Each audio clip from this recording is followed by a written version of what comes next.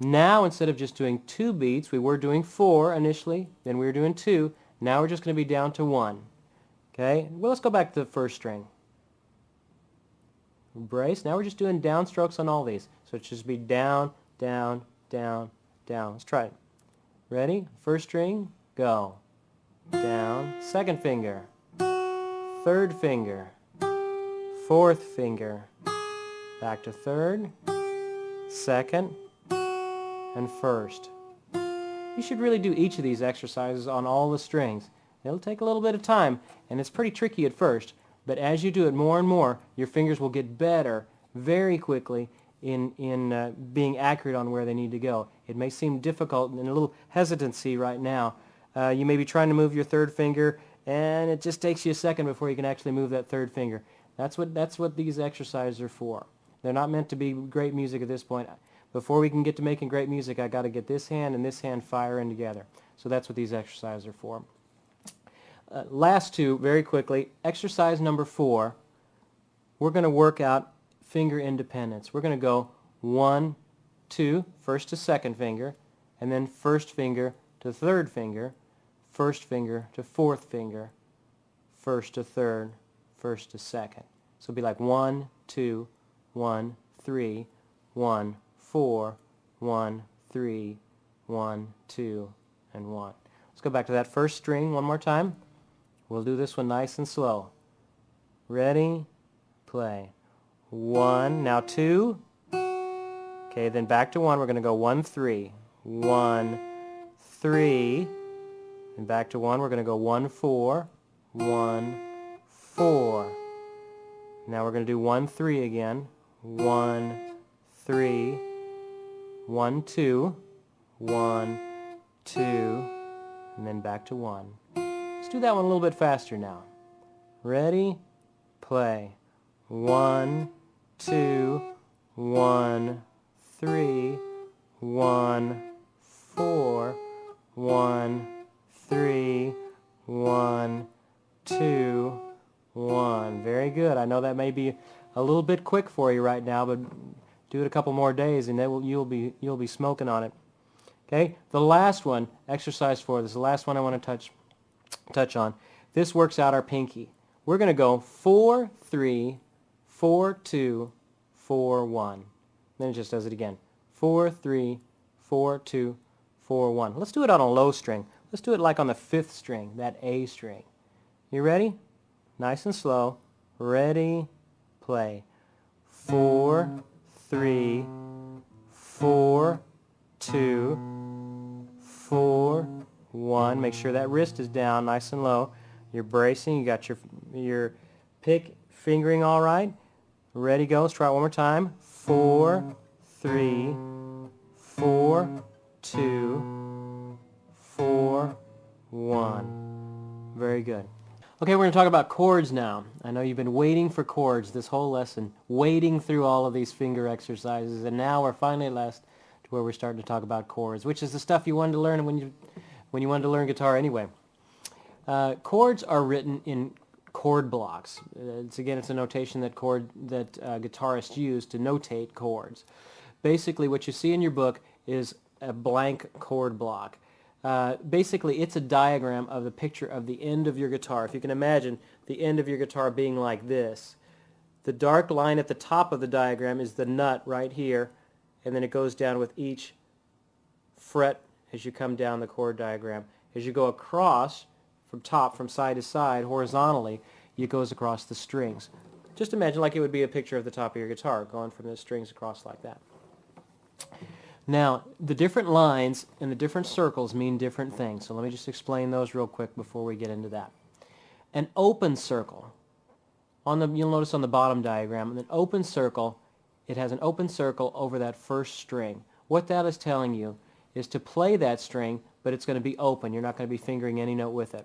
It'll be just like that. And then let's see what's happening on the second string. You've got a filled-in circle on that first fret. That's telling you they want you to put your first finger on that first fret, okay, and play that note. So we've got an open one on the first finger on that second string. The third string, we've got another open. And then look what's happening on that fourth string. We've got a filled-in circle over the second fret. That means put your finger there. Now, which finger do you use? Well, the number underneath that filled-in circle, that 2, is telling you that they want you to use your second finger to do that. The numbers will not always be there, but sometimes they're there. So that 2 is telling you they want you to use your second finger for that. On the 5th string, we've got our 3rd finger there on that 3rd fret. So let's see if we can play all of these together. Okay?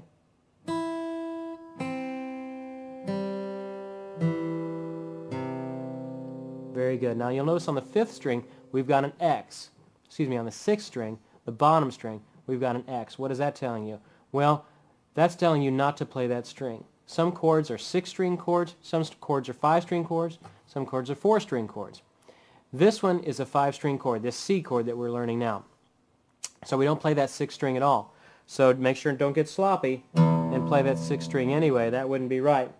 You're just playing from the 5th string down. Now you try it.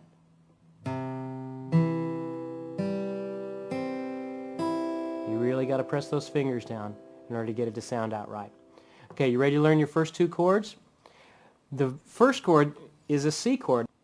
Now you'll notice on this diagram, it doesn't have anything over that 6th string. Sometimes an X will be there to tell you not to play that string. Sometimes if it doesn't have anything on that string, a filled-in circle or an open circle, it's telling you not to play that string as well. They just give you the ones that you're actually supposed to be playing. Let's try that C chord one more time, starting at that 5th string. We're going to go through it each string, one string at a time. Ready? Starting on the 5th string. 3rd finger, 2nd finger, open, 1st finger, and open. Now we're going to play all of them together.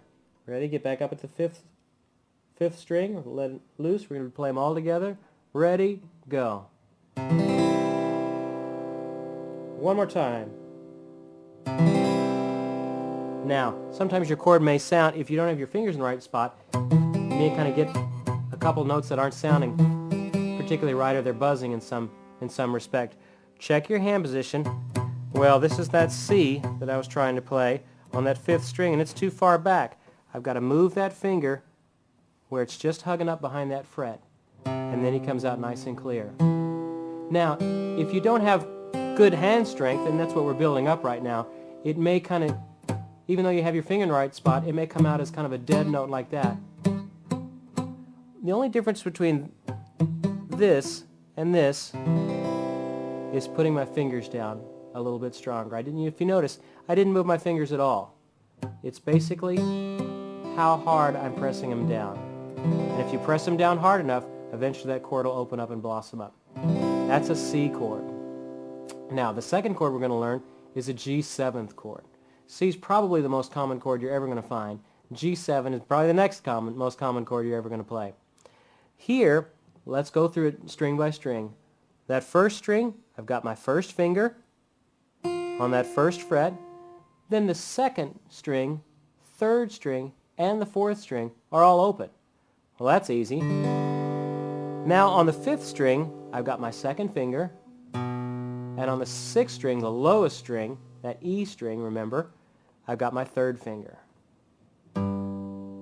Let's play them all together.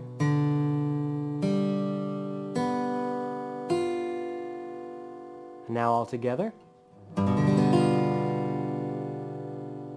Very good. Okay, if you look at exercise number 1, it goes through the C and the G7th chord alternating between the two. So let's start with that. Here's the C chord. Take a second. Get all of your fingers in the right spots. And that diamond right there is just telling you that you play that C chord and just hold it until it's time for the next G7. So let's play that C chord first. Ready? Go. Now let's switch over to that G7. I can move my 3rd and 2nd finger just up a string, and I move my 1st finger down a string, and I'm there. Now I go back to the C chord. I move those back into place there. This one up, and I'm at a C chord. Back to the G7th.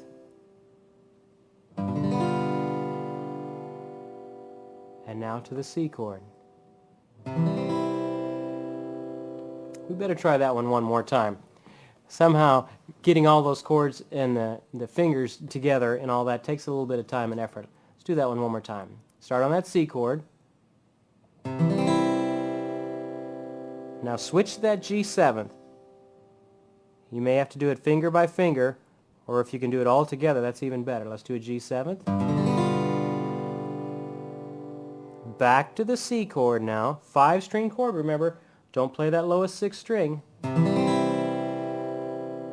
Back to G7. All the strings are used on the G7. And then back to the C. Take a look at exercise number 2. This is called slash notation. You'll see this quite a bit as a guitar player. This is something we play in quite a bit. The different slashes, all that's telling you at this stage of the game is just you're going to be strumming one strum for each slash that you see. Okay, so let's get our C chord back up again. And let's do exercise number 2. Ready, play. 3, 4, then the next measure, 1, 2, 3, 4, now G7.